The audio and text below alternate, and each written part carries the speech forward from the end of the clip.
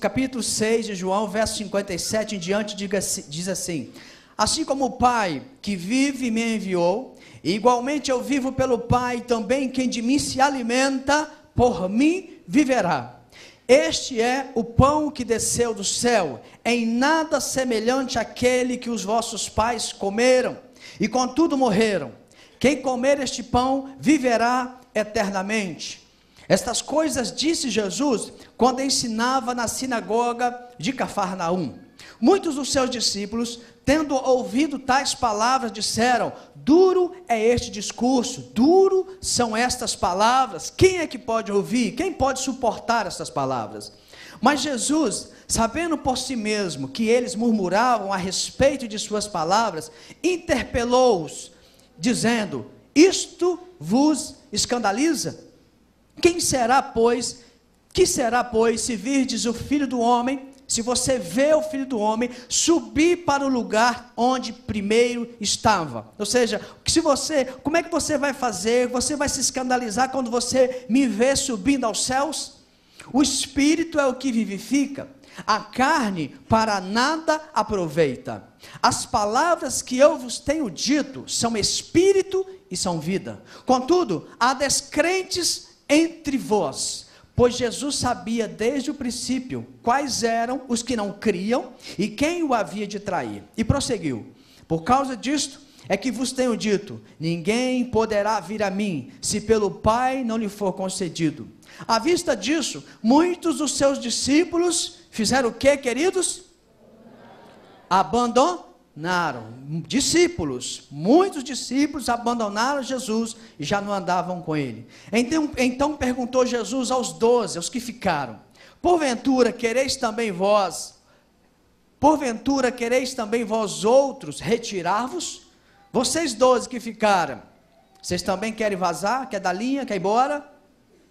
Respondeu-lhe Simão Pedro, sanguíneo: Senhor, para quem iremos? Senhor, para quem iremos? Tu tens as palavras de vida eterna, e nós temos crido e conhecido que tu és o Santo de Deus. Diga: louvado seja o nome do Senhor. Diga glória ao nome do Senhor. A Igreja Evangélica Vida, este ano, está trabalhando com um tema que nós vamos estar sempre lembrando a você e sempre falando para você, que é mudando a mente e transformando a cidade. Mudando a mente. E quando a gente fala de mente, nós temos falado isso aqui na igreja, que é a mudança de uma cultura, a mudança de uma mentalidade, a mudança de hábitos que temos, que adquirimos com o decorrer da nossa vida, e que hoje são entraves para que nós possamos viver o melhor que Deus tem para nós. E quando a gente fala de mudar a mentalidade, mudar a cultura, mudar esses hábitos que temos, não tem como nós não passarmos pelo caminho da fé. Não tem como nós não nos confrontarmos e perguntarmos em quem cremos e por que cremos. Não tem jeito de nós falarmos de mudança de mente e de cultura, se antes nós não avaliarmos quem nós temos crido, em quem nós temos colocado o nosso coração. Neste capítulo 6 de João, Jesus faz exatamente isso. Ele impede o povo de criar uma mentalidade diferente. Jesus impede o povo de criar uma cultura errada sobre ele, sobre o Filho de Deus. Ele impede o povo de mudar, de transformar, de criar para si mesmos uma missão diferente da missão que Jesus já tinha tido do Pai. Se nós andarmos um pouquinho nesse capítulo, eu quero convidar você para ficar com a sua Bíblia aberta. Nós vamos descobrir o que levou essas pessoas a começarem a querer montar uma mentalidade diferente da que Jesus tinha proposto, da que Jesus veio. A primeira coisa você pode ver no capítulo 6, no verso 2. A Bíblia diz que a multidão tinha visto Jesus fazer milagres, curar enfermos, curar doentes. O povo viu aquilo tudo, o povo testemunhou aquilo, e aquilo começou a gerar no coração deles uma mentalidade diferente. Eles começaram a ver Jesus apenas como um milagreiro, vamos dizer assim, alguém que faz curas extraordinárias. Mas Jesus não é só isso. No verso 10, Eles, além de terem visto a cura dos enfermos, no verso 10 desse capítulo 6, eles testemunham um dos maiores milagres extraordinários da Bíblia, que é quando Jesus, com apenas 5 pãezinhos e 2 peixes, ele alimenta uma multidão, que a Bíblia diz que só de homens, eram 5.000. Aqui não conta as mulheres, não conta as crianças, não conta os cunhados, não conta a sogra, só homem. Você imagina quantas pessoas são? Alguns estudiosos dizem que possivelmente deveria ser uma multidão por volta de 8.000 a 9.000 pessoas. É muita gente.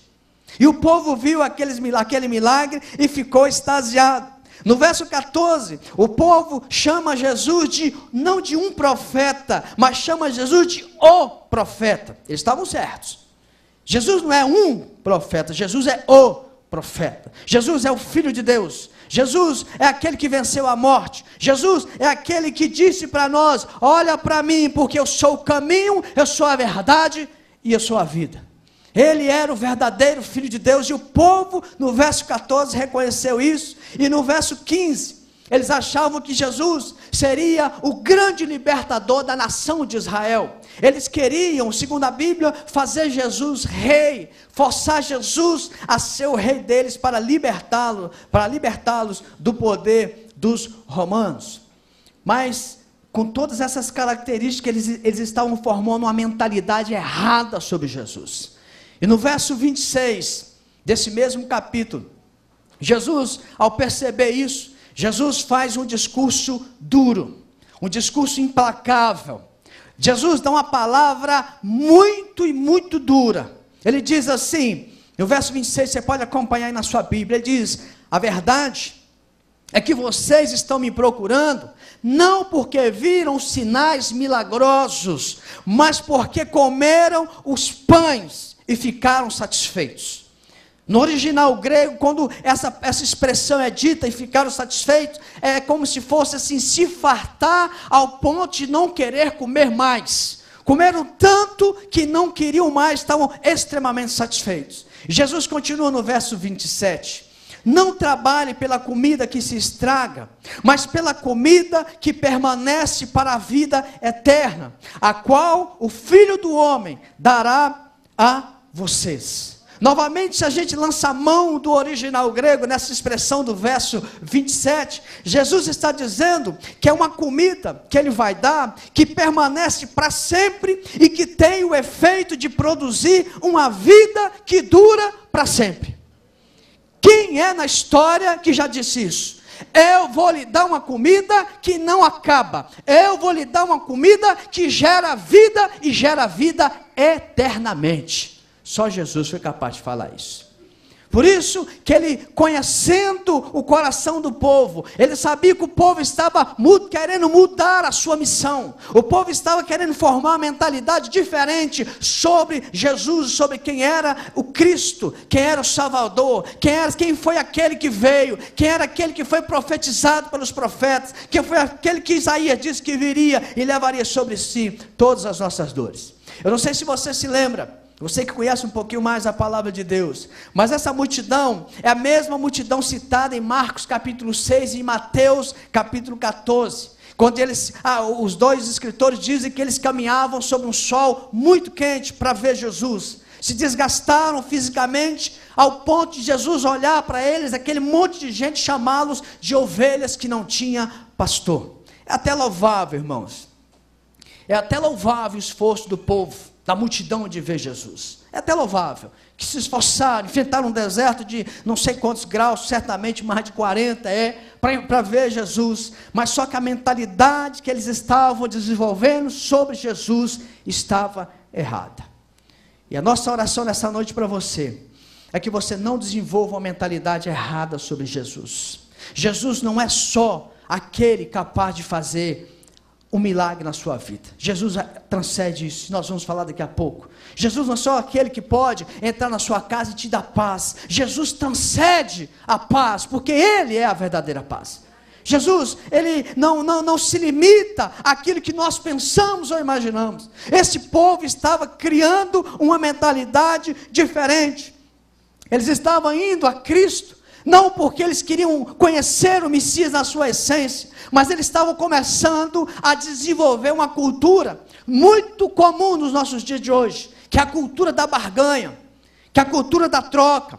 Enfrentamos o sol, Jesus, enfrentamos as dificuldades, enfrentamos os problemas de transporte, enfrentamos os perigos do deserto, mas nós queremos que o Senhor nos dê comida até nós fartarmos. Vamos fazer aqui uma troca com o Senhor. Hoje nós vivemos uma cultura, querido, de troca. Jesus não veio ao mundo para fazer uma troca comigo e com você. Jesus veio a este mundo com uma missão completamente diferente disso. E a primeira lição que eu quero tirar para mim e para você nesta noite é que nós não podemos, você não pode, eu não posso desejar Jesus para termos uma mesa abundante, mas nós temos que desejar Jesus para sermos abundantes da presença dEle. Quem quer Jesus para ter mesa abundante, para ter carro do ano, para ter casa na praia, só por isso, você está desenvolvendo uma mentalidade completamente errada. É por isso que ele diz: se alimente de mim, coma de mim, da minha carne, beba do meu sangue. Essa é uma expressão que ele usa, como ele usava as parábolas para fazer comparações. E ele diz para o povo: coma minha carne, beba do meu sangue. A expressão melhor, quando a gente lê esse texto sobre comer a carne, seria mastigar, seria triturar, dando uma ideia de que nós vamos ficar interagidos com Jesus, dando uma ideia de que nós vamos fazer uma mistura com Ele, que não tem como separar, não tem como saber quem é o José e quem é Jesus, porque a mistura é completa, a mistura é total. Quando você come um alimento, é possível nós olharmos para você e dizer: olha, eu acho que você comeu hoje uma picanha, porque você está dormindo aí, então você comeu muita picanha, você comeu muito feijão. Não dá. Você se alimentou, o alimento está dentro de você, você digeriu, esse alimento está sendo digerido, você vai tirar desse alimento tudo aquilo que você precisa, a energia que eu preciso, a energia que você precisa. E com Jesus, ele, quando usa essa expressão, é uma figura de linguagem, que ele está dizendo para mim e para você: tenha comigo uma interação, tenha comigo um aprofundamento, tenha comigo uma intimidade tamanha, que não dá para nós ficarmos separados, não dá para nós, a quem nos vê, não saber se é Cristo, não saber se é você, porque está tão misturado, você está tão cheio da graça de Deus, que não dá para saber onde está o homem carnal chamado José, mas estou vendo ali uma expressão clara de Cristo na vida de um ser humano. Tudo que eu e você precisamos, querido, está em Jesus. Ele disse à multidão: o pão que vocês estão buscando, a comida que vocês querem, vai acabar o seu poder em poucas horas. Se você almoçou hoje aqui, diga amém. Mas daqui a pouco você vai comer de novo, não vai? Pode dizer amém? Aquele café, lá em casa, na sua casa, a minha não, vai na sua. Aquela janta, tem os maridão aí que não vivem sem janta. Chega em casa, já tem a janta. Mas amanhã cedo você vai querer comer de novo. É assim ou não é? Aí depois você vai almoçar de novo. E depois tem o lanche. Não é? No decorrer da tarde, tem uns que fazem mais umas 4, 5 refeições antes da janta. E de novo vai ter fome. É isso que Jesus estava dizendo para eles, para a multidão: vocês vêm a mim porque vocês querem comer, se fartar do pão, mas a comida que vocês estão procurando perde o seu vigor em algumas horas, mas a comida que eu ofereço a você jamais perde o seu poder, porque vai te dar vigor para a vida eterna. Se eu e você queremos uma mesa farta com Jesus somente, como diz Paulo, nós somos os mais infelizes, as mais infelizes das criaturas. Porque Jesus não se resume a só te dar um apartamento novo, querido, uma casa nova, uma casa na praia, te dar saúde. Jesus não é só isso. Jesus é muito mais. Se você entendeu, diga glória a Deus. Glória a Deus. Jesus estava dizendo para o povo: não queiram só a mesa abundante, mas queiram que eu seja abundante na sua vida. A partir do momento que a gente entende isso, a segunda coisa que a gente tira desse texto, que eu tiro desse texto, é que quando eu entendo que eu não estou com Jesus, eu não vou estar andando com Ele por causa de uma mesa, eu não vou ficar decepcionado. A segunda coisa, eu não vou ficar decepcionado se não acontecer o milagre na minha vida. Pelo contrário, eu vou continuar buscando a Deus. O milagre não chegou na sua vida, mas você tem Jesus, mas não aconteceu o milagre, mas e daí? Olha o que a multidão queria com Jesus, a multidão queria mais milagre. No verso 30, ele diz assim: que sinal você vai fazer, o Senhor vai fazer, para que vejamos e creamos em Ti? Que sinal? Ora, eles não comeram do pão que foi multiplicado, amém ou não? Amém. Nós não lemos aí que eles viram os doentes serem curados, amém ou não? Eles não viram os sinais, eles não chamaram ele do profeta, ou profeta, e agora estão dizendo: que sinais você vai fazer para que nós possamos crer? Verso 36, Jesus diz: vocês me viram e ainda não creem. No momento que Jesus era conveniente para a multidão, no momento que Jesus fez um milagre para a multidão aplaudia, a multidão ia no sol, a multidão ia atrás, a multidão queria ficar junto. Mas quando Jesus os chama e diz: olha, agora eu vou fechar a fábrica do milagre, eu quero mudar a sua mentalidade, porque eu quero de você compromisso, eu quero andar junto, eu quero que você expresse o que é sagrado no comum da sua vida. Eu quero que você viva o seu cotidiano expressando a glória de Deus. Eu quero que você no seu dia a dia viva de forma comum, mas comigo expressando quem eu sou. A partir do momento que Jesus começou a chamá-los para mudar a mentalidade, aí o discurso muda. Eu posso até ver, divagando um pouquinho aqui, né? Saindo um pouquinho das escrituras, a multidão dizendo assim: Jesus, vamos fazer o seguinte, o senhor fica aqui nas montanhas, falando para nós, o senhor fica na praia, que Jesus orava, meditava na praia, ministrava, o senhor fica por aqui, quando a gente tiver fome, a gente vem aqui até o senhor, né? E o senhor faz multiplica os pães, e a gente come, se farta, a gente traz alguns doentes, o senhor cura, e nós vamos embora. A gente deixa como está para ver como é que fica. A partir desse momento, o povo mudou o discurso. Quando Jesus os chama para um compromisso, o discurso muda. A partir de que Jesus os chama para um compromisso, muda a fala. Já não é mais a mesma coisa. Já não é mais a mesma história. Agora eles querem que Jesus apenas lhes atenda nos milagres, mas não querem com Jesus um compromisso. Tem até aquele esperto lá na hora que foi conversar, falou assim: aí, quero saber o seguinte, que hora vai sair aquele pãozinho esperto e aquela aguinha fresca? Que sempre tem aquele que é mais esperto na multidão, né? Que hora vai sair aquele pãozinho quentinho? Você sabe, quando a gente lê esse texto, quando Jesus fala isso para a multidão, eu me lembro do texto de Marcos, capítulo 14, versos 51 e 52. Nesse capítulo de Marcos, conta-se a história de um rapaz que Jesus, neste momento, Jesus estava sendo preso, levado pelas pessoas, pelos religiosos, as pessoas com arma, com espada, com porretes, levaram Jesus. E um moço, um menino, a Bíblia diz que ele resolveu sair de casa, seguir aquele cortejo, mas ele só vai com um lençol, peladão, só com um lençol. E vai seguindo Jesus, e vai andando Jesus. No momento que as pessoas olham para ele e o confundem, achando que ele poderia ser um dos cristãos, um dos que seguiam a Jesus, tentam pegá-lo, mas ele se desvencilha, se solta, corre, eles ficam com o lençol, e o rapaz sai peladão, correndo, fugindo. Eu fui ler um comentário do pastor reverendo Hernandes Dias Lopes, e olha o que ele diz. Achei muito forte isso, tem tudo a ver com essa multidão. Olha o que o pastor Hernandes diz sobre esse menino, esse jovem de Marcos capítulo 14, preste atenção. Ele diz assim: esse jovem é um símbolo da nossa geração, que fica, abre aspas, que fica, fecha aspas, sem compromisso no namoro, sem compromisso no casamento, nas amizades, no emprego, no endereço. Todo mundo está ficando.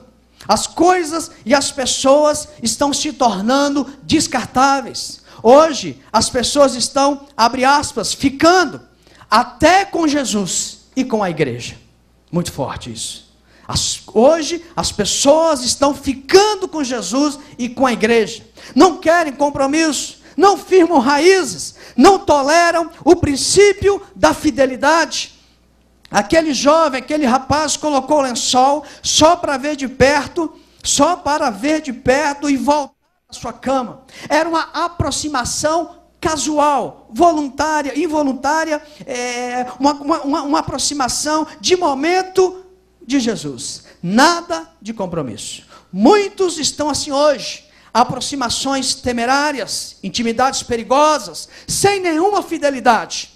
A multidão não queria fidelidade. Muitos estão ficando com Jesus apenas numa noite de louvor, mas sem compromisso de fidelidade a Ele. Vêm à igreja apenas em ocasiões especiais. Pensam que fazendo isso estão quites com Deus. Mas isso não é seguir a Cristo. Ser discípulo é mais do que ter emoções, é mais do que estar perto, é fazer a vontade do Pai.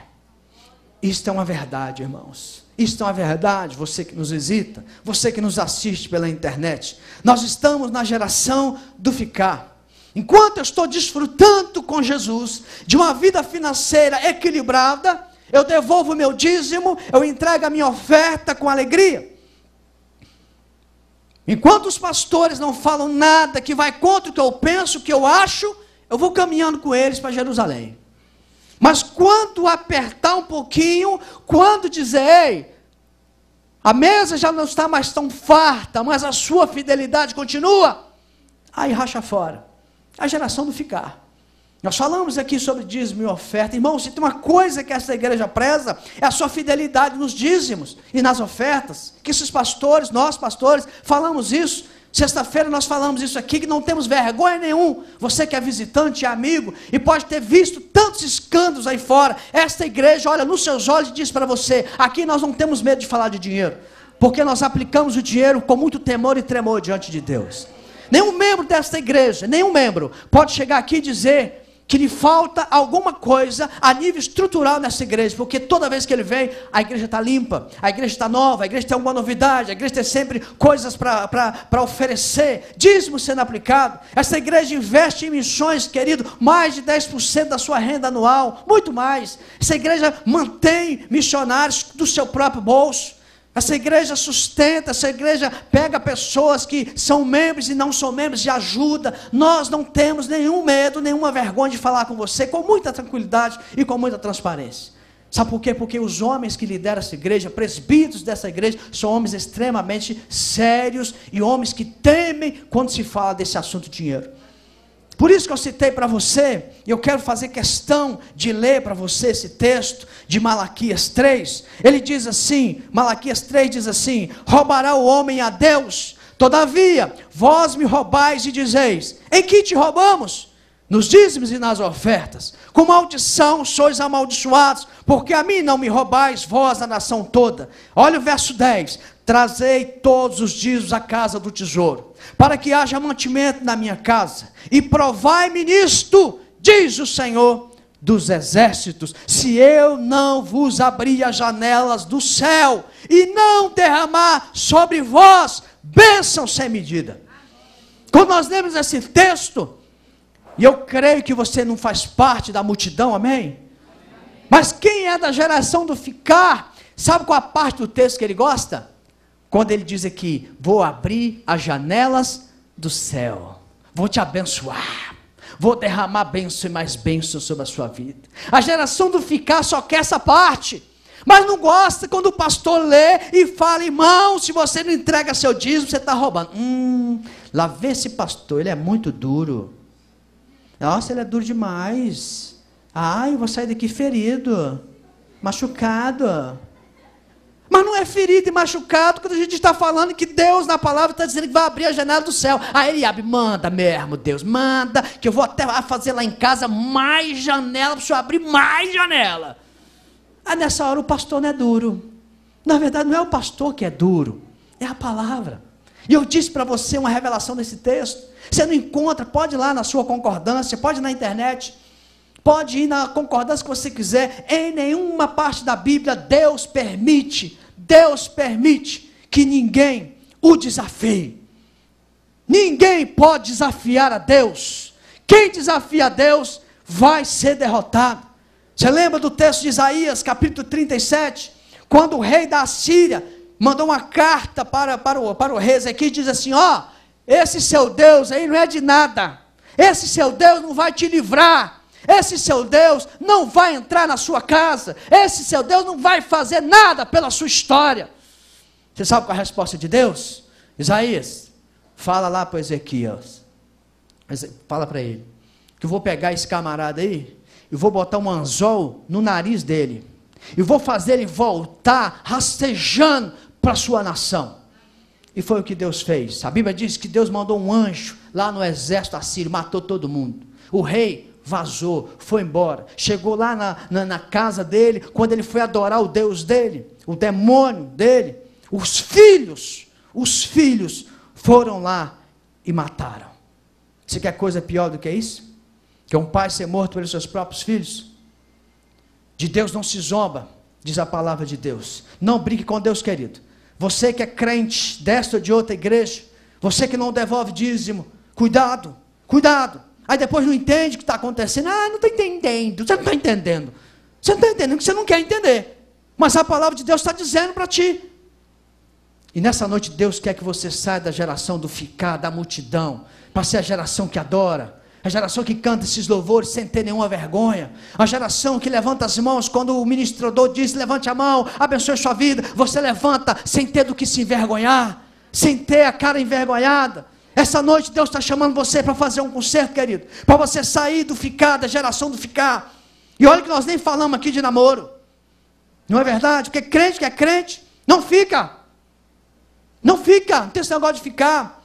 Aqui na igreja, não sei se você sabe, você que está chegando agora, nós não temos essa ideia de que namoro é assim. Eu olhei aqui para a Aline, apaixonei.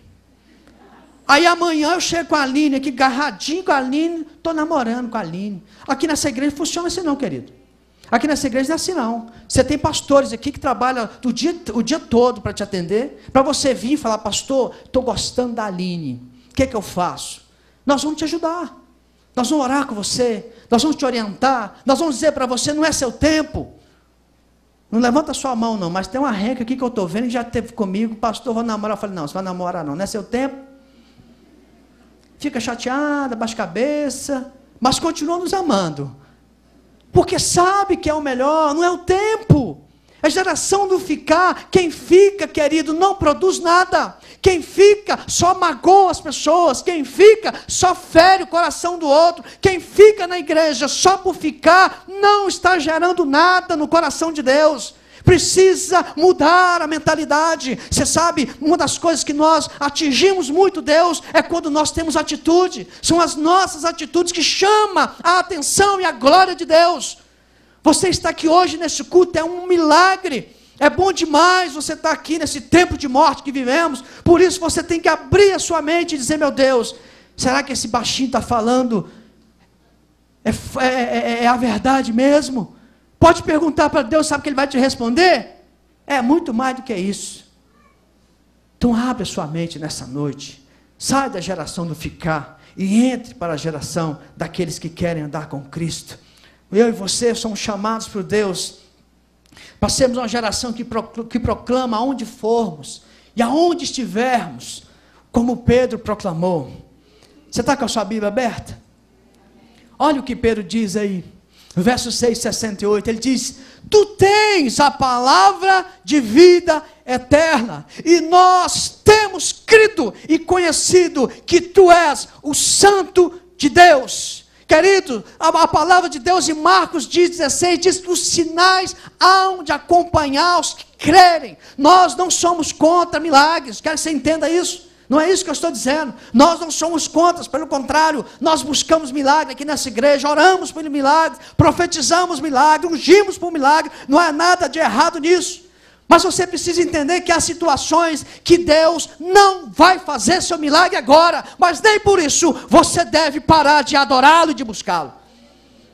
Sexta-feira eu disse algo aqui que alguns até ficaram assustados, mas é verdade. Há momentos que eu e você não estamos preparados para receber determinadas vitórias e determinados milagres. Não estamos, porque Deus conhece o meu e o seu coração.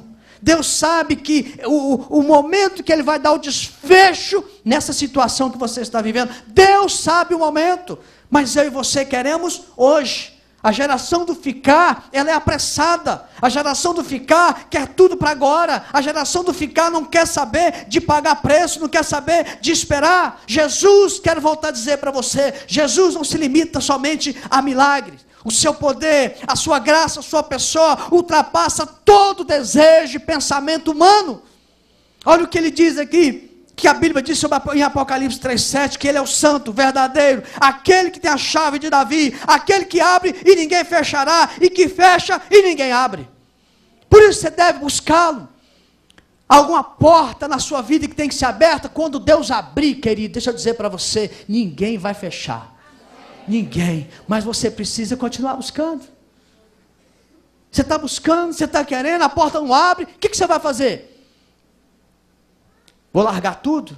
Então você é da geração do ficar.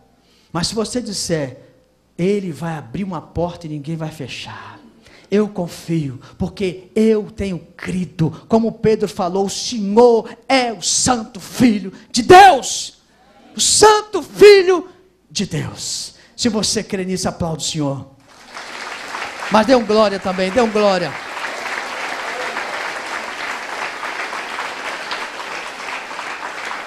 Querido, a terceira coisa que eu quero tirar desse texto, e a última, não é nenhuma ideia, mas é uma pergunta. O terceiro ponto disso que nós estamos falando, que você precisa entender, que a sua mesa pode não estar farta, mas Jesus continua sendo Jesus. Que se você quiser viver com Ele, você precisa se interagir com Ele, mastigar, comer, degustar, se apropriar do corpo e da carne, ou seja, se apropriar de Cristo na sua totalidade. A terceira coisa que eu quero dizer para você aqui é uma pergunta. A pergunta que Pedro fez, eu quero fazer para você. A quem você está indo? A quem você está indo? Eu acho muito interessante, muito forte essa expressão, e ao mesmo tempo eu acho diferente. Eu acho muito diferente, porque se você for olhar o contexto, o povo estava indo embora, o povo estava saindo. Em primeiro momento, nós poderíamos até achar normal, imaginar que Pedro podia dizer assim, Senhor, para onde nós iremos? Ele poderia dizer isso, porque em primeiro momento, se olhando o texto, soaria normal, se ele dissesse, para onde iremos, já que o povo, a multidão estava indo embora. Mas se nós analisarmos melhor, olharmos melhor, você sabe que 3 coisas nós aprendemos aqui, eu aprendo aqui. A primeira coisa é que a ênfase não está onde, mas com quem você vai. A ênfase não está onde, mas com quem você vai. 1 Coríntios capítulo 15, verso 33, diz assim, não se engane, as más conversações corrompem os bons costumes. Você e eu podemos ter muitos valores bons. Você e eu podemos ter aprendido ótimos costumes. Mas com quem nós andamos, nós corremos o risco de mudar os nossos valores. Por isso que ele diz, aonde? Ele não diz aonde, ele diz a quem. Você andar com pessoas que são muito diferentes dos seus valores, você vai ser contagiado, contaminado por essas pessoas. A segunda coisa que eu vejo, que o destaque não está na orientação, mas quem está te orientando. A questão não está no conselho que você recebeu, mas quem está te dando um conselho. Se você lembra o Salmo 1, você pode recitar, primeira parte, feliz é o homem que não anda no conselho dos aqueles que temem a Deus. Aqueles que temem a Deus, querido. Que anda com o ímpio. O que é o ímpio? O ímpio é aquela pessoa que não quer nada com Deus. Aquela pessoa que até blasfema de Deus. Aquela pessoa que ignora Deus. Aquela pessoa que até despreza Deus. Esse é o ímpio. Esse é o ímpio. Uma pessoa impiedosa. E quando você que teme a Deus, você vai andar com uma pessoa como essa, o salmista está dizendo, não ande com esse tipo de gente, porque essas pessoas podem até ter uma boa orientação, mas quem está te orientando é que conta. O meu filho mais velho chegou em casa falando que tem uma professora na escola, que deixou muito claro na sala, que ela é ateia, né? Que ela não acredita em Deus. Para ela, Deus não fez nada. Deus não existe. Bom, aí eu conversei com ele, e uma das coisas que veio no meu coração é, ele tem que aproveitar dessa professora somente o conhecimento que vai lhe dar um conhecimento que não seja espiritual. Porque tudo que for espiritual não presta nessa pessoa. Vai influenciar o meu filho negativamente. Se meu filho começar a dar ouvido a essa mulher, o Salmo 1 vai ter que ser batido continuamente lá em casa no ouvido dele. Feliz é o homem que não anda no conselho dos ímpios. O conselho dela pode até ser bom para você. Você olha o conselho dessas pessoas, parece ser interessante, mas mais importante do que o conselho, querido, é quem é que está te aconselhando. Quem está te aconselhando? Terceira coisa que eu aprendo aqui com Pedro, que a ênfase não está na pessoa, a ênfase está na pessoa, a ênfase está naquele que está com você, naquele que está andando com você, e não somente no que essa pessoa fala. Eu gosto muito, quando eu falo disso, lembrar de João Batista. João Batista era um homem que batia no peito e falava assim, olhe para mim porque eu sirvo Deus e eu ando com Deus. Vocês não, falava para o povo lá, vocês são a raça de víboras. Vocês são falsos. Por isso que a ênfase tem que estar na pessoa. É muito fácil, querido. Quem sabe falar, quem sabe preparar, que é bom nas palavras, que é bom nas ideias. É fácil ele subir aqui e pregar para você um sermão lindo e maravilhoso. Mas quando ele chega em casa, ele vai lá e começa a assistir à internet os seus filmezinhos pornográficos. Ele chega em casa e a sua mulher olha para ele e fala assim, Deus que me livre, chegou o filhotinho do diabo. É muito fácil você pegar uma pessoa que fala muito, sabe falar bem, sobe aqui no púlpito e fala para você, olha, a minha vida é uma prosperidade. Aí quando ele sai daqui, tem 2, 3 lá fora esperando ele, porque não paga, porque dá calote, porque é sem vergonha, porque é caloteiro. Mais importante do que a pessoa fala é quem é a pessoa. Por isso que Pedro está dizendo, a quem iremos? A quem nós iremos? Provérbios 17, 28, que ele diz que até o tolo, quando se cala, é tido por sábio. Aquela altura do ministério de Jesus, Pedro já podia dizer, este aí verdadeiramente é o Filho de Deus. Hoje eu e você temos muitas opções a quem ir. Muitas. E Pedro diz, a quem iremos? Hoje nós temos muitas opções. Vou te dar algumas. Você pode ir aos profetas de plantão. Aqueles que acham que é profeta, porque quando ele fala, ele parece que está enchendo um pneu de ar. Aí você fica, isso é um profeta. Isso não é profeta não, irmão. Essa semana nós fomos no vale, semana passada, o camarada estava lá, aí chegou para minha mulher e falou assim, Deus vai te usar no louvor, seu lugar lá no louvor, Deus está falando. Aí meu filho falou assim, ué mãe, você canta? Mas inocência, os profetas de plantão, você tem por aí um monte, você pode ir atrás deles, você pode ir, ninguém te segura, é sua vontade. Pedro volta a dizer, a quem iremos? Você tem aí também os lobos de Satanás, tem um monte de lobo de Satanás com seus terreiros, e que passam a mensagem de ovelhas bondosas, bem intencionadas, diz para você, vem cá, só você trazer uma ofertinha, traz umas galinhazinhas mortas, de preferência preta, umas garrafinhas de cachaça, umas farofinhas, a gente está aqui, e você vai ver, aquele homem lá vai voltar na sua vida, e volta mesmo. E aquela pessoa lá que está te perseguindo, nós vamos matar ela, você vai ver que é uma enfermidade, vai cair na cama, e cai mesmo. Você tem aí os lobos de Satanás que estão de plantão, sem falar dos ídolos, sem falar dos tais especialistas. A tônica hoje do século 21 vai falar sobre dor sobre dor no dedo, tem que ter um especialista. Tem que ter um especialista. Vai falar sobre a mudança do clima? Não, tem que ter especialista. Vai falar sobre como cortar uma folha de papel para fazer aquele monte de bonequinho? Não, tem que ter um especialista, senão não funciona. Tudo tem que ter especialista. Hoje você tem especialista aos montes, que vão aos jornais, às novelas, os sites, o Facebook, e entornam um monte de besterol para mim e para você. E Pedro pergunta, a quem iremos? Pastor Valteci estava falando um negócio hoje que eu fiquei assim, gente, eu vou olhar isso lá, só para mim, não duvidando da palavra do nosso apóstolo. Mas não é possível isso, esse troço ficou na minha cabeça. Diz ele que ele viu lá no Face a propaganda, uma propaganda de cerveja, né? De cerveja, a Skol.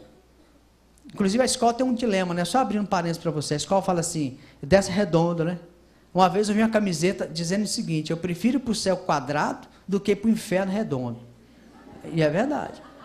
Aí o pastor falou que crentes, a propagandazinha da Skol foi lá no Facebook e curtiu. Pimba. Falei, mas não é possível um negócio desse? Onde é que nós estamos?